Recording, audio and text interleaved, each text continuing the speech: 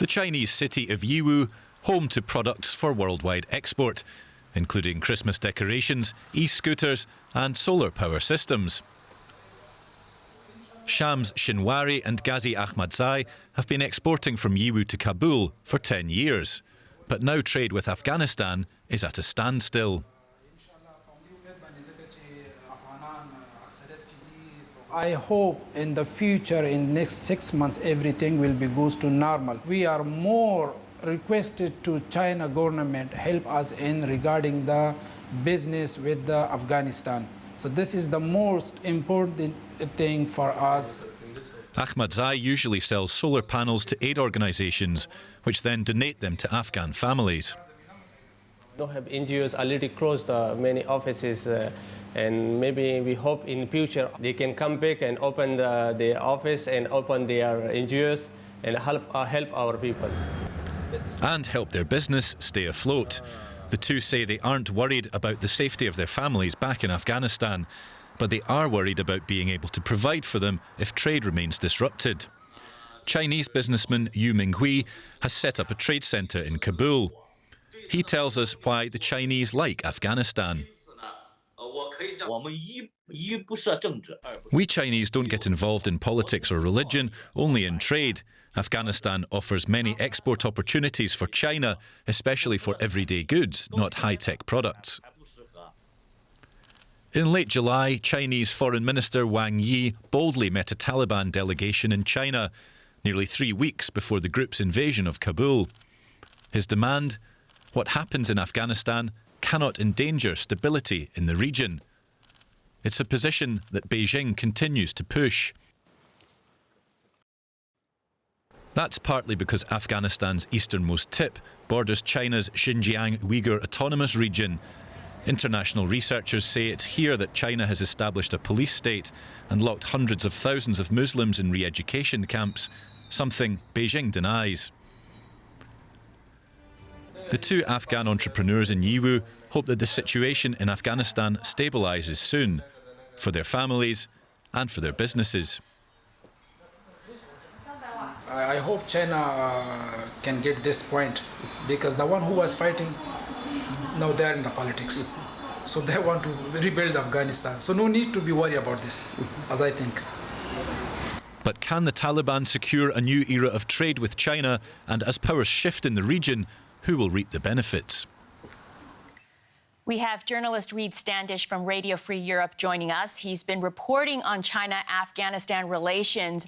Reid, there was also a recent shipment of Afghan pine nut exports to China, which the Chinese ambassador made a big show of on social media. You can see here, he says it's income for Afghan farmers and a nice taste for Chinese consumers. Win-win.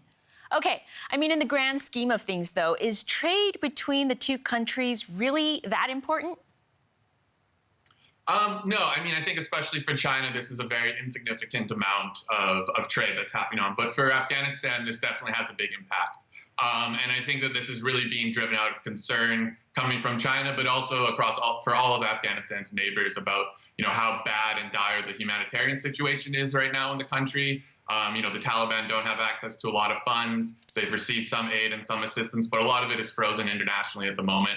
And China's trying to paint this narrative, that win-win cooperation, which we see that China says around the world, that it's stepping in and, filling a void that's happening right now in Afghanistan.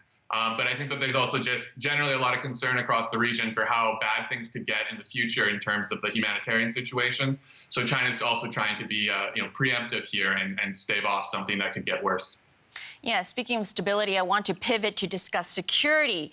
I assume it's not the pine nuts China is really after. I wonder, how serious is the situation with Uyghur militants training in Afghanistan, or is this an example of Chinese paranoia over terrorism? I mean, it's always difficult to say. I mean, the issue of Uyghur militants, especially in Afghanistan, has always been something that's shrouded in mystery. When you talk to a lot of experts and analysts who have followed these things for decades, they always are keen to put out that this is there's been a very small amount of people, Uyghur militants based in Afghanistan. In terms of the exact number that exists right now, we're not really sure. The most official figure that exists was a report from last year from the UN Security Council, which said that there's believed to be about 500 militants in the country. But of course, anything that passes through the Security Council also has the input of China. So it's difficult to say. But of course, the terrorist threat coming from the country, both towards China and towards its neighbors, is something that's very real. And so that is something to watch, I think, moving forward. Now, there's been a lot of chatter, as you know, after the fall of Afghanistan about a power vacuum and China's potential new role in the region. How much credence should we give this? Well, I think it's very important to say right away, China has no desire to fill the vacuum left by the United States. That's not what China is going for here. But of course, we've already talked about, there's a lot of worry about how bad the situation could get, both the security situation, the humanitarian situation. And so China is trying its best to wall itself off from these threats. It shares a small but not tiny border. It's about 76 kilometers, I believe, with Afghanistan. And but China has no desire to have really boots on the ground in Afghanistan or anything resembling what we saw with the United States. And even when it comes to some of the bigger economic role that was talked about from China towards Afghanistan, about mining rights for rare minerals, all these things, these are concessions that China has held for a really long time. And the fact that, China didn't take advantage of them under the previous Afghan government when the security situation was much better in the country, I think that also shows that, they're not going to go in now. So I think moving forward, the big game for China is, how do we protect ourselves from the threats in Afghanistan coming across our borders? And that's really what Beijing has on its mind at the moment. Now, looking more at the security situation, of course, we sort of circle back to the economic situation, and the prospects look pretty bleak. I wonder, I guess we should continue to expect big parts of Afghanistan to continue to produce opium? Definitely that's been part of the Afghan economy for decades. And despite, the Taliban talking about desire to crack down on this, I think that's, even if there is a genuine desire from the Taliban, being able to do this is a very difficult task. It didn't happen under the United States.